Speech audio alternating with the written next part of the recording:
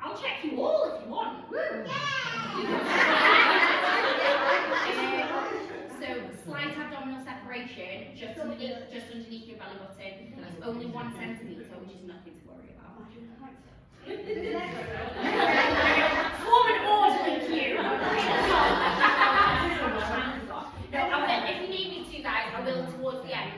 I will check as many of you as you want. That's absolutely fine. So there you go. There we go. So we've got periods, perimenopause and pregnancy. Yeah, we're doing all the P's today, guys. So periods, pregnancy, perimenopause, which also includes everything around that. So postnatal, menopause, all of that good stuff. So first things first, I'm Gemma. Hi. This is my little boy. He's 5 months old and he's not sleeping. Really great time. Yeah, but that's literally just a plug because how cute he is. He's really cute. His name's Jasper. Anyways, but I run and own the Fitness, okay, which is what I'm here promoting as a stall, which is my business. It's all around family fitness. So one of the biggest things that I get a lot of parents is, well, I can't exercise because I haven't got time because I haven't got childcare. Not a problem when you come to fitness. You bring your kids with you and your dogs. We have a lot of dogs rock up as well. It's great. Yeah, so all ages, all abilities, even my yoga and my Pilates, we have 8-year-olds come along. So childcare need, yes. Childcare need never be an issue to you getting fitter, and actually research shows that I'll be throwing a lot of research at you guys, I'm a bit of a nerd. Research shows that the more you role model to your kids and prioritise your health and fitness, it then gets implemented into them. So a lot of, especially new mums that I talk to, or just mums in general, they feel really selfish for taking time out for themselves to exercise. It's not selfish, it's showcasing to your family how important it is to be healthy. So that's the fitness, and then I'm also Jem.theMammaCoach, which is my specialty of pre and postnatal, so everything to do with pregnancy, and also menopause. So I specialise in all things vaginas. Yeah, that's where we're at. Yeah, that's where we're at. Yeah. So first of all, can I just ask who's had children? Fabulous. Okay. Who is going through the menopause? Welcome. It's a fun, enjoyable time, isn't it? We're going to get really depressed, but then I'm going to build you back up again. Don't worry. Yeah. So first things first. We're going to talk about periods, then we're going to talk about perimenopause, how to mitigate symptoms, a little bit of pre and postnatal, I'll do a bit of a demo, and then any questions you may have, and if you want me to poke you all, I will poke you all. It's a really light-hearted topic, yeah? So, periods. The best way I use to describe this is in the 4 seasons. Spring, summer, autumn, winter. Super easy. We're going to start with winter, it's your menstruation. Moving into spring, your follicular phase. Moving into summer, your ovulation phase. And moving into autumn, your luteal phase. We're going to go through each of these, and the reason that I talk to you about them in seasons is because it's the easiest way for you to describe what's going on in your body, how you're feeling, but also, so at the moment I do a lot of work with a male-run gym on female fitness because their clientele is predominantly female and they are male and they don't understand. So if I put it in seasons, they go, oh, I get that, yeah? So, but then I also find that it helps women with their training as well. So, your winter phase, essentially the science of it, you've not got pregnant, your progesterone and your estrogen drop and you start to get PMS symptoms, which for different people are different things because everybody's hormone levels are completely different. And also, a lot of people think that, okay, come on in guys, a lot of people think that your estrogen just affects your sex hormones, just affects your uterus. It doesn't, it affects everything, and that's one of the biggest things that we're going to work through, especially as we move through towards perimenopause and menopause, how much each of your hormones connect to everything else. It's not a straight line from one hormone to one effect, it is barbed wire. It is all connected, it's just a big old mess. But there's not a lot of research on it, okay? So, essentially you'll know this, you lose blood, but what you may not realise is when you lose blood, you lose oxygen. Because oxygen is stored in your blood, which is why during this week you may tired, you feel lethargic. From a training point of view, this is not the week to hammer yourselves. So if you are an exerciser, this is not the week that you are going to be achieving your best. And I think that's one of the main things that women really struggle with. We expect the most from ourselves all of the time. When actually, especially during this week, you're probably only going to give 50% of your normal. Now, if you give 50% of your normal, you're still giving 100%. And it's cutting ourselves a little bit of slack.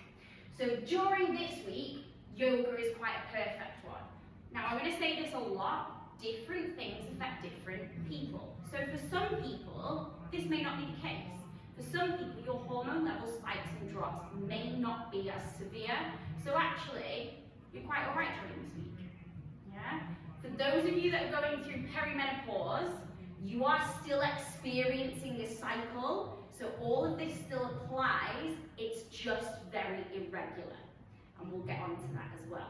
But when I'm talking about all of this, it may not be sort of, broken down into the typical 28 days, but if you're having a period, this still applies. And also in winter, we sort of crave, it's cold, it's dark, you want chocolate, you want sugar, we want more energy, yeah? And I always say to my women, all women of any age, you should be taking iron and vitamin C, vitamin D and calcium. So iron for the blood to help you maintain oxygen levels. Iron is only absorbed with vitamin C. So actually taking vitamin C with iron helps the two to be absorbed together. Vitamin D is a vitamin in your happy hormone pathway. It's one of the reasons why we get seasonal affective disorder, because you see a drop in dopamine. And one of the best ways to get it in you is through light. But we live in the UK, so we don't get that much sun. So taking vitamin D actually helps boost your mood, helps you to feel better. And then calcium, especially if you are going through perimenopause, and we will get to that as well, because your bones start to suffer. But vitamin D and calcium are a nice little partnership together as well. So for all of you, if you're not taking a women's health vitamin, I highly recommend you taking iron, vitamin C, vitamin D, calcium. Yeah? There will be time for some questions at the end as well if you want. Can I just take a photo of that? Oh yeah, take as many photos as you want, go for it. I will also, if you follow me on social media, the idea I'll also upload it to social media, and at the end, I have a podcast as well, don't worry. There's many places you can find me, guys. Shall I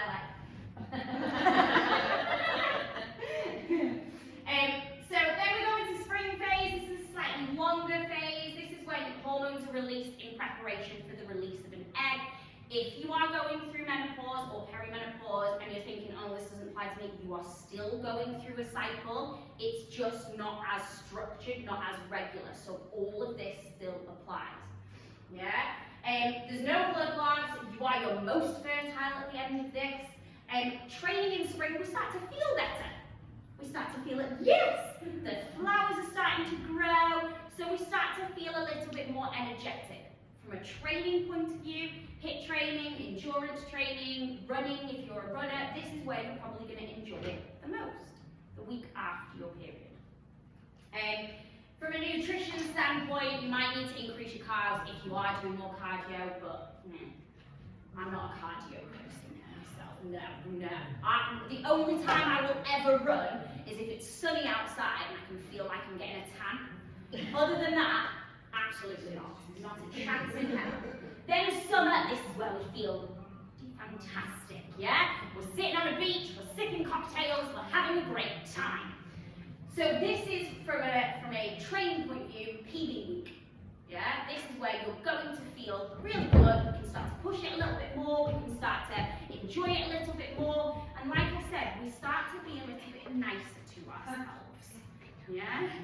We can start, because if in your winter week you're struggling, that's okay. If in your summer week you're coasting, you're probably lying to yourself, ladies. We need to just up our game a bit. But it's where we can start to tailor ourselves and our expectations expectations of ourselves to what's going on in our cycles. Also, you probably find that in this week, and this applies to a perimenopause point of view as well, you sweat more because of the hormones. So that is something to be accepting of. You will probably sweat more. It's not because you're unfit, it is just because you are sweating more. It's because of your hormones. Cravings low, motivation is usually pretty high. So if you're going to start to implement any sort of training program or any sort of health and fitness goals, this is the week to do it. And then autumn is when the start of autumn is you're still in your summer, and so we're still hitting PBs, we're still feeling really good, and then as we start to move through that autumn phase, we start to see a drop in hormones, we start to want to hibernate again, once again, not going to hit those PBs. So you can do your weights in the beginning, you can start to turn towards yoga towards the end, absolutely fine. But same again, different people experience this to different degrees. Me personally, I am actually worse in the lead up in autumn to my period. I'm worse in this week than the actual week of my period itself. Yeah? Different women, different things. This just gives us an idea of actually what is going on hormonally so that we don't just think, oh, well, I'm just low on energy today. Actually, are you on your period? Yes. Probably low on energy because you're losing blood, and that is absolutely fine. Don't expect to go for a 12k run. I mean, don't do that anyway. Anyone ever. Marathon runners, what? Why? My other half's an Ironman. He did like a bike, a swim, and then a bike, and then a marathon. Why? What is wrong in that man's brain? And then I married him. So, why is this important? Because if you are training, you can tailor your training to you. You can set your expectations to meet you, so that you're not expecting your greatest results when your body is doing many other things. If you have a trainer, it's so they can know as well. If you do have a trainer and they do not know about your periods, you need a new trainer. That's where I'm at in life. Or just tell them, yeah?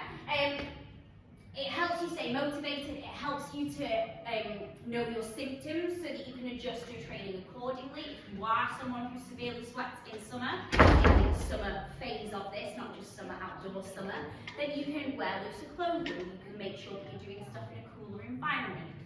But also what it does mean to track it, yeah? And then this is where we're going to go into perimenopause.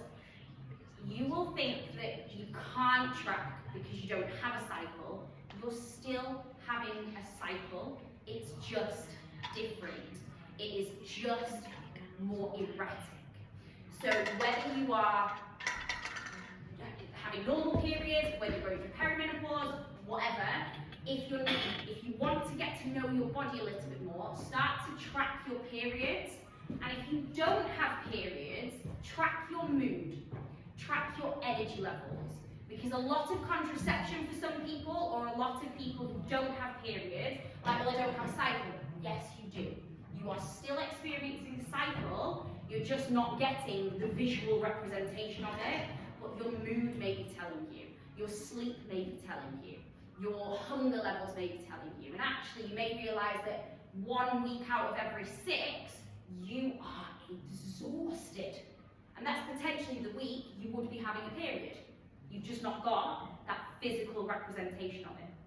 So my take home, no matter where you are, in whatever cycle you are, if you want to get to know your bodies a little bit better and start to implement things, start tracking either your actual period cycle or how you feel. So energy levels, sleep levels, and that will start to tell you where hormonally you are in your cycle. Yeah? So perimenopause, now that you know what a normal period is, perimenopause is, so menopause follows peri.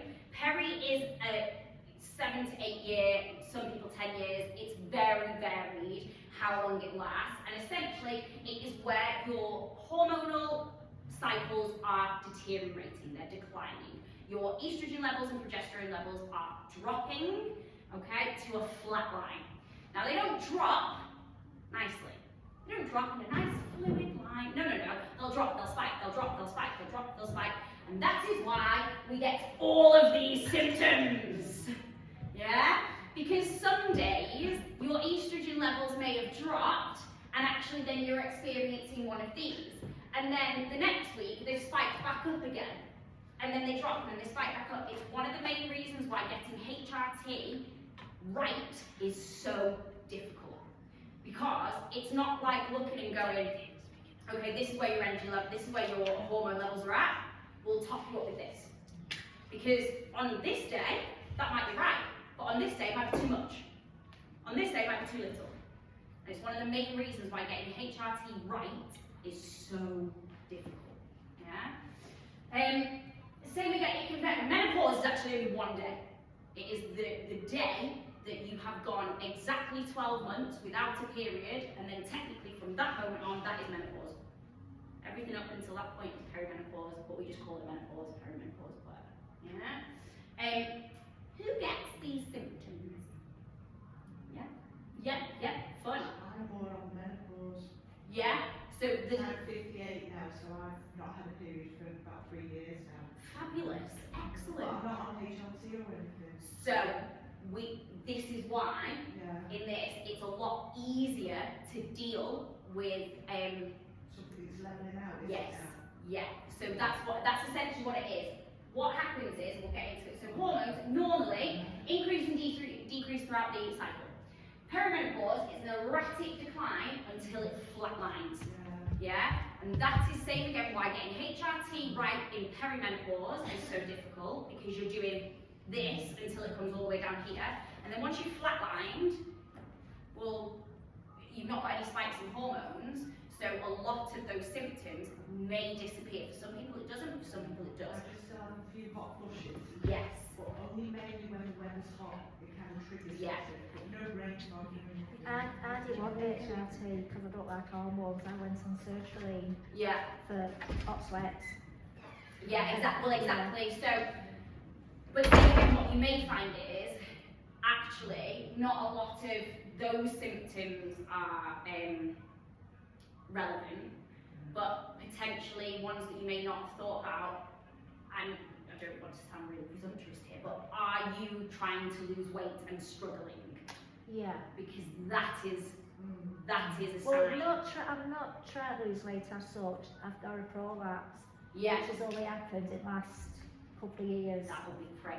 Have you had children? Yeah. That will be due to the babies, no matter how old they are. It will, and I'll tell you for why in a minute, don't worry. I've got a 7-year-old who I didn't eat, who's adopted. But so, that, like I said, that's why HRT is so difficult to get right. So the key hormones, I'm going to talk to you, this is going to explain a lot about why we get the symptoms that we do. So you experience a drop in progesterone. Progesterone, it's a neurosteroid. It keeps your brain healthy. If that drops, there's something that's not keeping your brain healthy as much anymore. Which is why we get brain fog, why we get balance issues. If I asked you to stand on one leg with your eyes closed, would you be able to do it? It's why it impacts your sleep. It's why it potentially makes you anxious or depressed, which is potentially why sometimes having antidepressants rather than HRT is a more beneficial way to go. So that's progesterone, that likes to drop. Estrogen, there's 3 kinds of them. I won't tell you all about them, but essentially the main one drops. Other one increases to compensate, and that one likes to store itself there, which is where we get what's called central adiposity. I think it's a really fancy way of just saying it might spread. Yeah? But that's essentially what happens. You experience a drop in one type of estrogen, so your body goes, oh, I need to compensate for that. So it tries to increase it in another way, and that is stored here, unfortunately. Yeah? Same again, estrogen is a neurosteroid, so it helps with that brain fog, keeps your brain healthy, balance, sleep, anxiety, depression. It also has a huge impact on calcium, which is one of the vitamins that I told you to make sure that you're taking. Huge impact on calcium.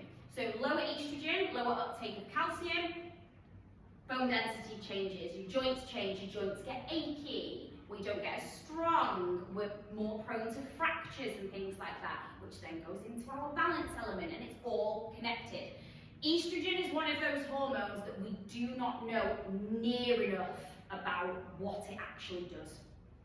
There's not a lot of research on it because women are complicated and most of the science industry is run by men and they want to just keep things simple. Men, I love you, really, don't worry. But that's why there's not a lot of research on it. We do not know how far this goes. So a lot of the symptoms, we don't actually know how far they stretch to. Yeah?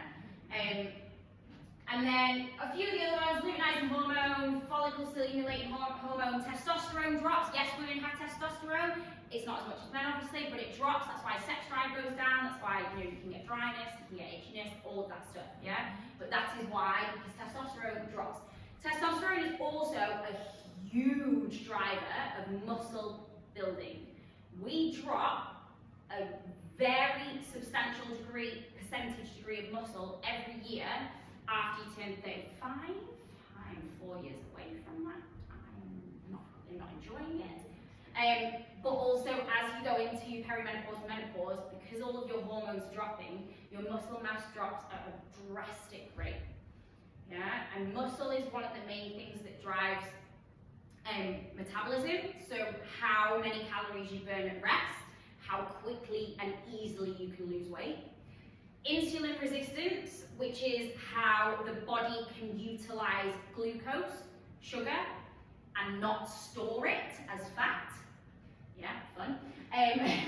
Muscle repair, so when we are doing exercise, how quickly we recover from it, which then has a massive impact on how your bones move, how you move, how everything. Then it has that impact on your mental state, because you're like, oh, well, my clothes don't fit me anymore. So it has a massive impact on everything. Melatonin changes, which is your sleep hormone, which is why your sleep is affected. And then the DHE axis, I will not try to pronounce it. It's like deoxyhydro, I can't even say it, it's a very long word, but it's your stress axis, yeah? So now that I've depressed you all in this shit show that is perimenopause and menopause, do you want to know how to fix it? Yeah? Yes, and how exercise can help you fix it, yeah? And then I know some of you are like, oh, I don't have time, I don't have the energy. Yes, you do. So, strength training! A lot of people, and the same again, this is where I get a lot of women come to me, going through perimenopause and menopause and saying, I lost loads of weight when I was running loads. How old were you? Oh, it was 10 years ago. Okay? You cannot recreate what you cannot replicate. I get a lot of women also coming to me and showing me a picture of them from when they were 20. Can I look like this again? You cannot recreate what you cannot replicate, ladies. So I'm in the same financial situation. I'm in the same family situation. I'm in the same hormonal situation. Do you have the same time availability? No. So you cannot recreate that here, because you can't recreate the entire situation, especially not from a hormone point of view. Yeah? So those pictures that you got from when you were 30, and you're like, oh, I looked fabulous, get rid of them. Yeah? Get rid of them. Let's find a new you that you're happy with. Because that's not to say you can't find something that you are happy with, because you absolutely can, but it may just look a bit different from that. Yeah? So, strength training is going to be your best friend. Whoa. Woo. Oh my God, you will learn to love it. We love a bit of strength training. Why? May I ask why? I just like cardio. If you like cardio, that's fine. And this is the thing. There's a certain element of, if you like exercising, or if there's a certain type of exercise you enjoy doing, do it. The right exercise for you is the one that you will actually do. However, this is how to maximize and make most efficient and effective the training that you're doing for the results that you want. So strength training, because your estrogen drops, and your muscle mass drops. So to build muscle mass back up, put some weights on it. Simple, yeah? So we want to put some strength training in there. High muscle mass means a higher metabolism, which means your body's burning more calories at rest, which means less central adiposity, which we remember is, well, I just like saying central adiposity, it sounds really fun. Okay? It also helps because it's helping to mitigate those symptoms of estrogen loss, helps with balance, helps with coordination. coordination, helps with joints, helps with bone strength. So all of those horrible things that we were talking about before, strength training helps with all of them, okay? Also, from an insulin resistance point of view, so when you're going through perimenopause, menopause, your body cannot, 10 minutes, thank you, your body cannot utilize insulin as well as what it should do, meaning a collection of body fat, yeah? Strength training, 6 to 8 RPE. Now what that means is that if on a scale of 1 to 10 I said to you how hard are you working, and you said, oh, I'm about 6, fine, yeah? I'm about 8, fine, you don't want any less, you don't want any more. Any less, you're not really working, you're not putting enough pressure on your muscles to be able to get the benefits. Any more, you're putting too much pressure on your muscles, causing a stress response, which we don't want either. Yeah? So, functional training, strength training, anything along those lines. If you want some more information on all of this and its exacting prescription, I will tell you how at the end. Yeah? But strength training, best friend, and start now if you are not going through menopause or perimenopause, and strength train now. It will benefit you later. Cardio training. So there is some cardio in here, but the best style of cardio that you can do is called MIT, moderate intensity interval training. So it's still working at that 6 to 8 RPE, it's still working in that middle zone. It's interval training, and what that actually does is research shows it helps you to deal with hot sweats because your body gets used to increasing its body temperature and then reducing it. Increasing and reducing it in an exercise setting. So then when it happens in a non-exercise setting, your body knows how to recover from it. So moderate intensity interval training. Essentially, if you were to do a run, for example, running for 30 seconds, I don't know, big run. Running for 30 seconds at a 6 to 8 RPE, and then just having a little jog. Yeah? Dead easy. If you're not a runner, don't worry, neither am I. Hate running, hate it. If you like bikes, go for it. Or my style of cardio is with weights. Kettlebell swings. Woo! Yeah? Something along those lines, you're fine. Moderate intensity interval training helps with that insulin resistance. Helps with the hot flashes, like I said. Also aids in sleep. So all of those symptoms that we were having before, this helps mitigate it. Yeah? A lot of people, you may have heard HIIT training is the be all and end all. It's not. High intensity interval training, there's 2 types of stress. It increases one, doesn't increase the other.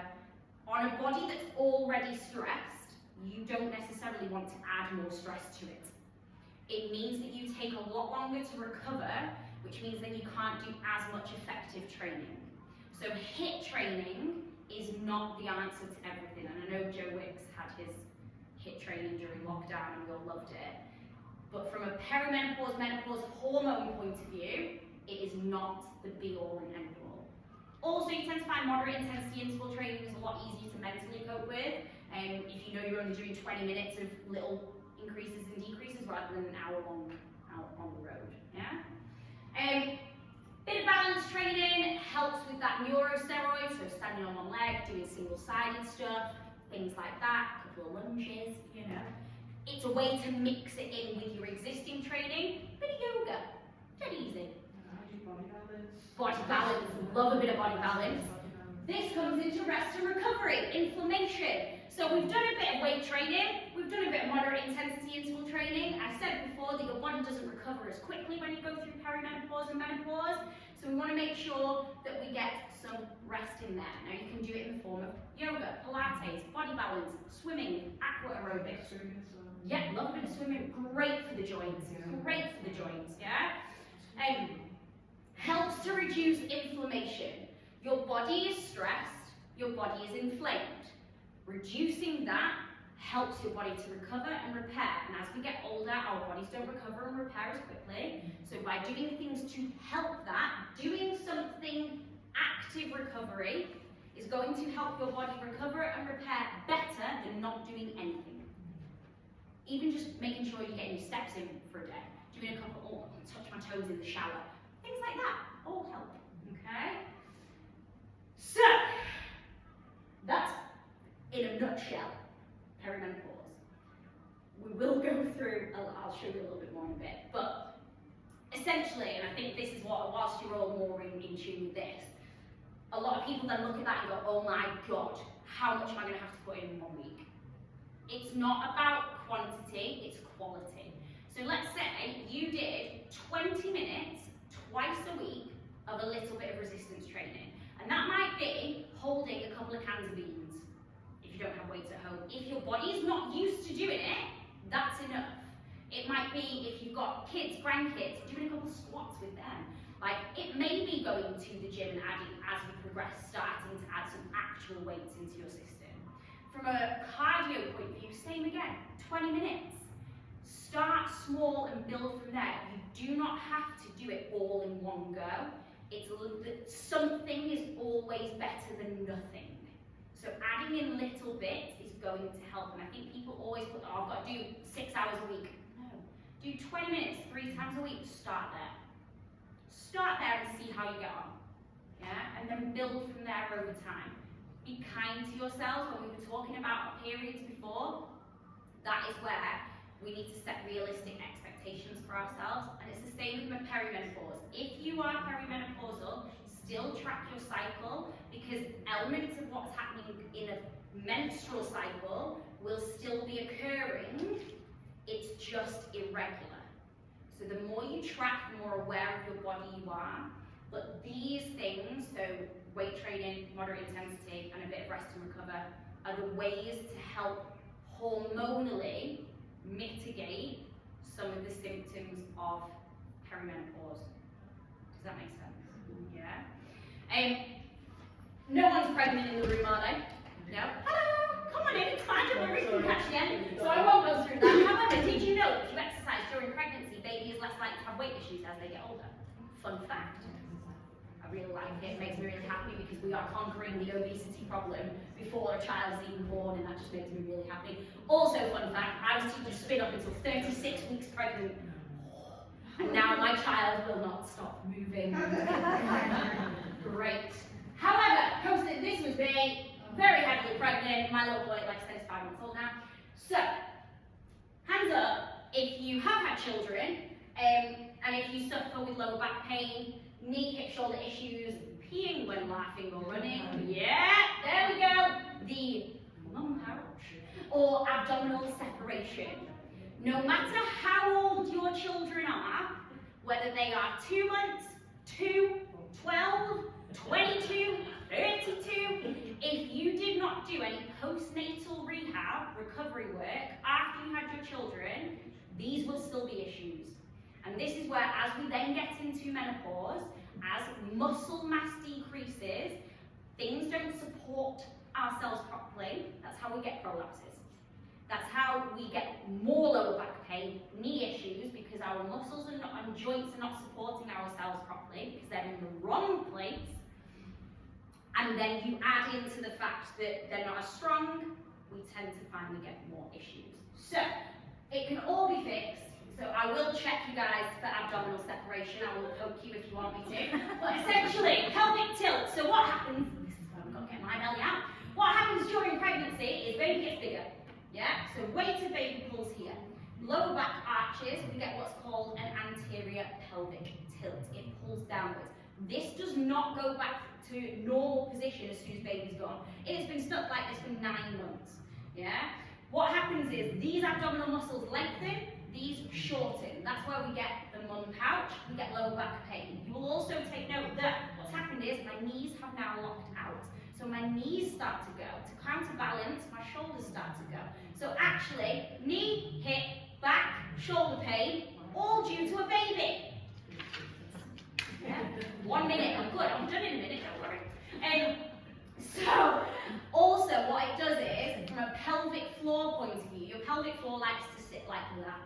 Yeah, it doesn't, it tilts.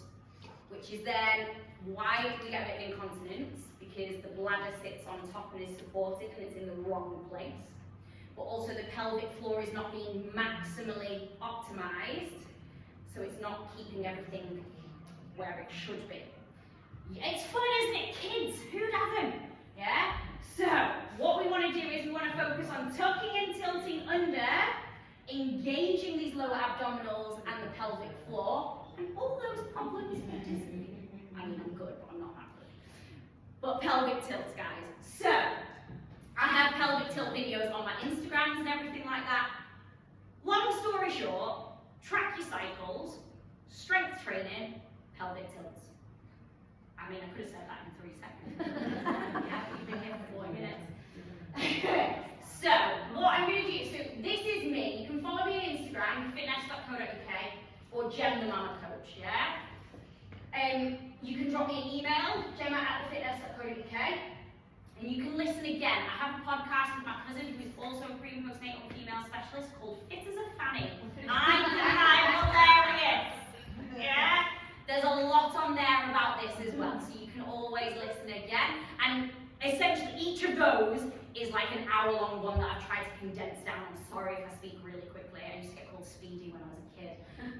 But yeah, Fit as a Fanny on Spotify. If you DM me or email me or whatever, I'll give you a free consultation, okay? Or 2 free classes as well if you're in the area for that timetable. But if you direct message me or drop me an email, I'll do a full consultation with you. So your specific symptoms, if you want to, you can go through it and I can help prescribe exactly what to do. Yeah?